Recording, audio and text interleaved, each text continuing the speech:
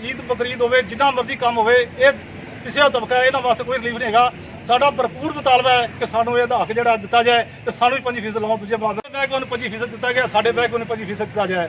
अगर सानू 25% अलाउंस नहीं दिता जाता तो असीं ये एहतजाज दा सिलसिला पूरे पंजाब आजादी यूनियन वालों जाके बरखी क़यादत दे हुक्म दे नाल असीं लाहौर नूं भी बंद करांगे इंशाअल्लाह ताला आपदा हक लैके रहना। हक अद्दे रखे साडा हक अद्दे रखे साडा हक अद्दे रखे साडा हक अद्दे रखे शहीद यूनियन जिंदाबाद लियाकत बेग जिंदाबाद लियाकत बेग हक अद्दे रखे हक अद्दे रखे साडा हक अद्दे रखे साडा हक अद्दे रखे अस्सलाम वालेकुम नाज़रीन, आपका मेज़बान हमीद कसूरी आपकी खिदमत में हाजिर है और आप देख रहे हैं news of Pakistan. Town committee Kanganpur में पहुंचा हूं जहां पर जो मज़दूर लेबर फेडरेशन यूनियन के हवाले से जो मज़दूर हैं जो दिन रात मेहनत करते हैं, जो किसी भी कोई भी इवेंट हो, ईद का दिन हो, गटर नालियाँ बंद हो तो वो जो अपनी खिदमत पे कोई कसर नहीं छोड़ते। आज उनके साथ भी यहाँ पर ज़्यादती हो रही है। आज मौका पर टाउन कमेटी कंगनपुर में मौजूद हूँ और मेरे साथ जो तमाम लेबर है वो भी मेरे साथ मौजूद हैं। आज इनसे बात करते हैं कि इनको क्या परेशानी है, ये इनका मुतालबा क्या है,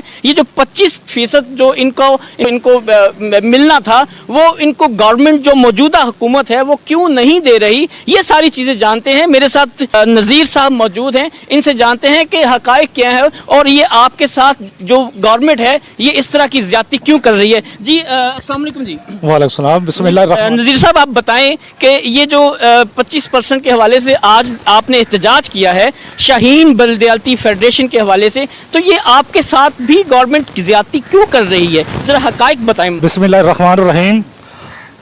शाहीन बलदियाती workers and staff federation Punjab ਅਸੀਂ ਉਹਦਾ ਹਿੱਸਾ, ਸਾਡੀ ਯੂਨੀਅਨ ਰਜਿਸਟਰਡ ਸ਼ਾਹੀਨ ਬਲदियाती workers and staff federation Kanganpur.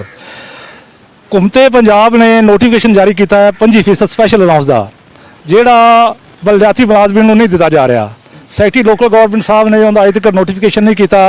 अगर ਸਾਡੇ ਕਿਸੇ ਮੁਲਾਜ਼ਮਾਂ ਨੇ ਕਿਸੇ ਅਦਾਰੇ 'ਚ ਲਿਆ ਹੈ ਤੇ ਉਹਨਾਂ ਨੂੰ ਵਾਪਸ ਕਰਤਾ ਗਿਆ ਹੈ।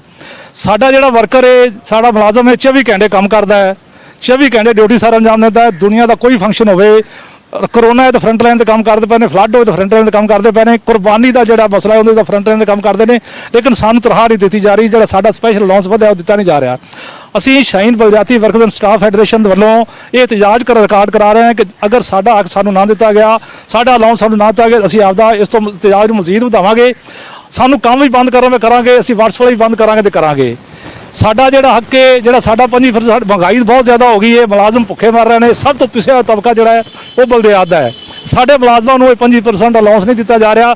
साडा गौरमेंट अगे मुतालबा है कि साडे बलदियाती मुलाजमीन नूं 25% अलाउंस दिता जाए। जी नाज़रीन, इनका मुतालबा है कि साडा हक इत्थे रख को तनख्वाह मिलती है, उसके अलावा कोई इनको सहूलियात फराहम नहीं है। जबकि ये जो लेबर फेडरेशन है, ये जो लोग हैं, इनका काम है 24 घंटे अगर इनको कोई कॉल करता है या जहाँ पर कोई परेशानी बनती है तो इनका काम है वहाँ पर मौके पर पहुँच जाना और उनको सहूलियात फराहम करना। तो मैं समझता हूँ कि इनके साथ ये इंतहा की ज़्यादती है। बल्कि गवर्नमेंट को चाहिए कि इनको 25% की बजाय इनको 50% अलाउंस मिलना चाहिए। ये इनका हक है और इनको इनका हक इनको देना चाहिए। आप लोग जो हैं वो अभी सब लोग इकट्ठे हुए हैं, तो अभी आप क्या चाहते हैं? आपको हक मिलना चाहिए? मिलना चाहिए सर, मिलना चाहिए।